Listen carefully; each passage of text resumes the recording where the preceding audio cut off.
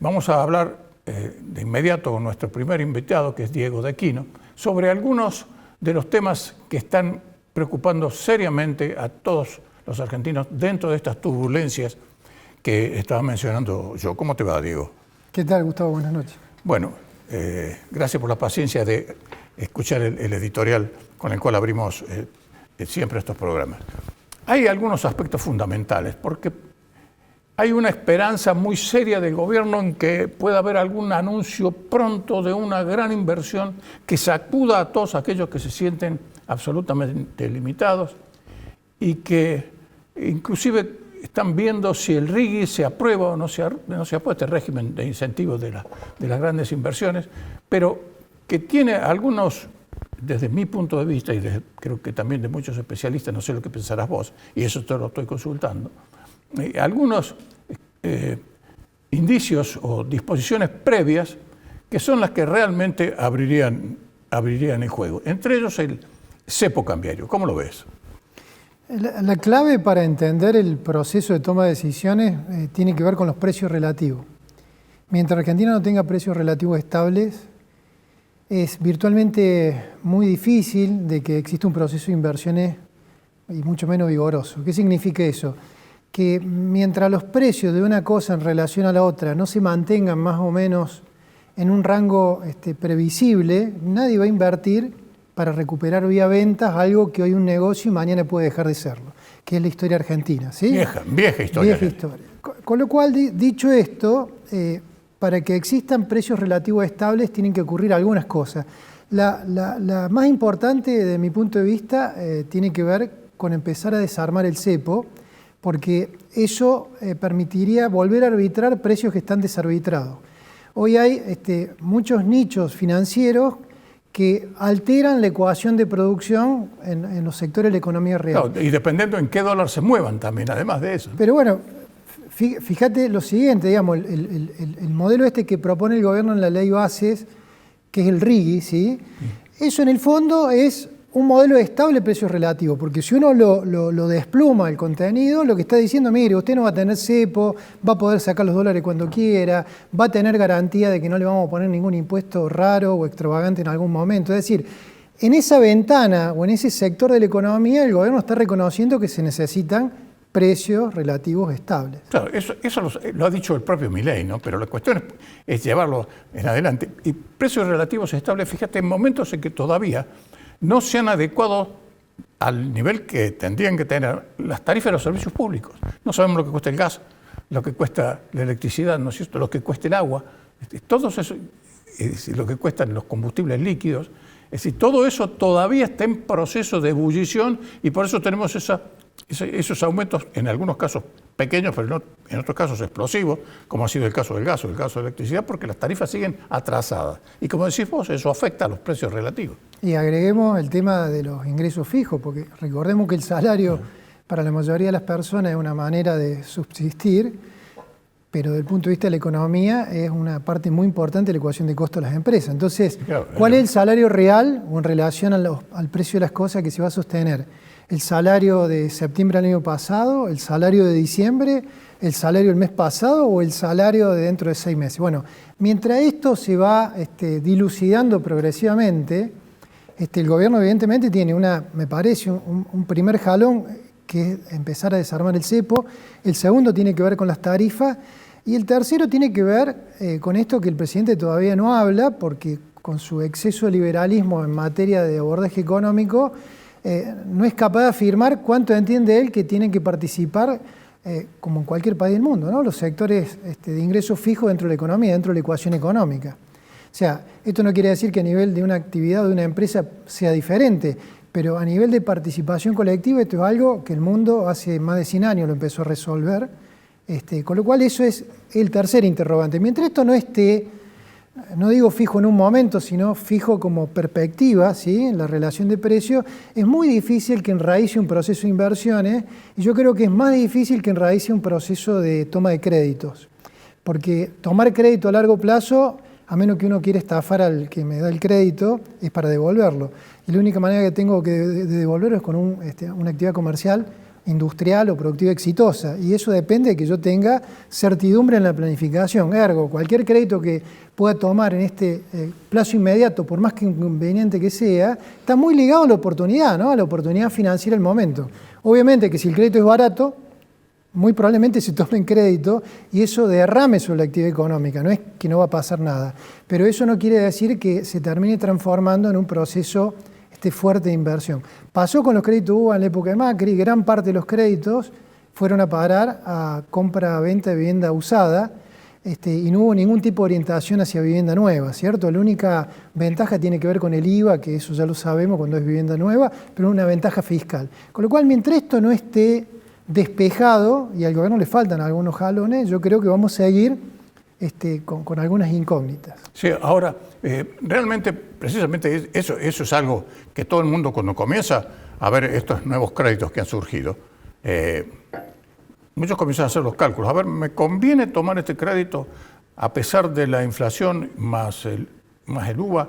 Y hago la comparación contra lo que me están cobrando los alquileres liberados se van a mantener o no, pero sorprende, por ejemplo, en el caso concreto del Banco de la Provincia de Córdoba, que han explotado estos créditos. Es decir, es mucha la necesidad de la gente, de eso no cabe la más mínima duda, pero hay un éxito realmente muy grande de este crédito. Y eso que estabas mencionando vos recién sobre la estabilidad y la incertidumbre, es algo que lo venimos arrastrando también desde hace tanto tiempo. Y es tan grande la maraña y tan intrincada que es muy difícil ver dónde está la punta para comenzar a desovillar, ¿no? Sí, hagamos al revés. A mí cada vez que me pregunta alguien de manera particular o individual si es conveniente tomar un crédito para una vivienda, y yo digo, si tenés ganas de tomarlo, tenés idea, no lo dudes, porque en Argentina la historia demuestra que las ventanas se abren y se cierran en materia de crédito hipotecario. Yo creo que está pasando un poco eso con lo que está ocurriendo en este momento con la apertura del crédito hipotecario, pero desde el punto de vista largo, ¿no? De la macro, de que la economía se mueva, hay un montón de camino por recorrer. Ahora es tanto que si no se hace ordenadamente podemos tener algunos problemas. ¿Cuánto de tanto? Mire, los créditos hipotecarios hoy representan a ojo 400, 500 millones de dólares, eso es todos los créditos hipotecarios que existen hoy vivos en la Argentina. El Banco Central con las famosas LELIQ, antes del último cambio de hace unos días que le pasó al Tesoro vía una operación financiera, tenía más o menos entre 30 y 35 mil millones de dólares de los bancos sin prestar.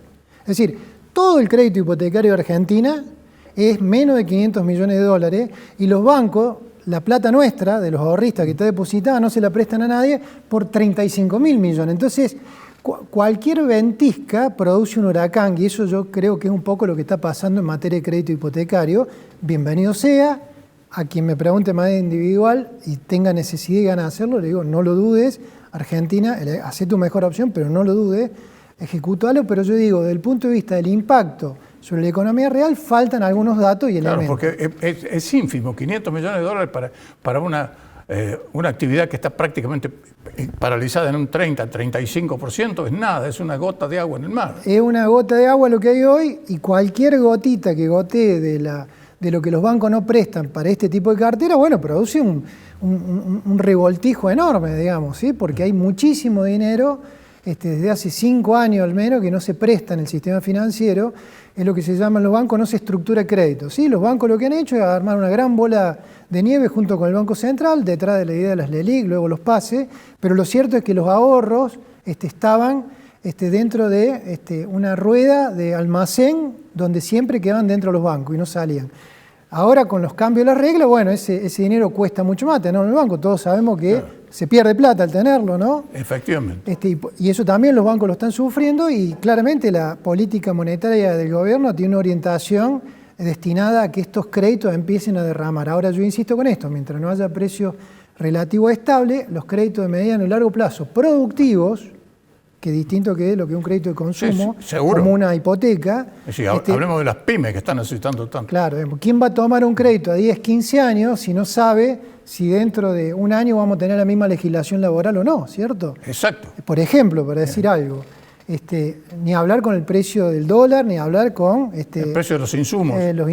Ni el precio de la tasa de interés, que veremos si se sigue sosteniendo a niveles tan bajos, ¿no? Recordemos que hoy la tasa de interés real en el sistema financiero está por debajo de la inflación. Sí, sí, efectivamente. Está más o menos en la idea de la que espera el gobierno, pero no es la tasa de inflación que tenemos. Con lo cual digo, hay muchos elementos sueltos que tienen que anclarse. El gobierno yo creo que tiene 60, 90 días críticos para dilucidar en esta materia. Y a partir de julio o agosto veremos, como se decía antes, cuántos pares son 3 botines en materia de expectativas entre la población, los sectores productivos y la política monetaria y financiera del gobierno. Una última pregunta, Diego, porque se nos está terminando el tiempo.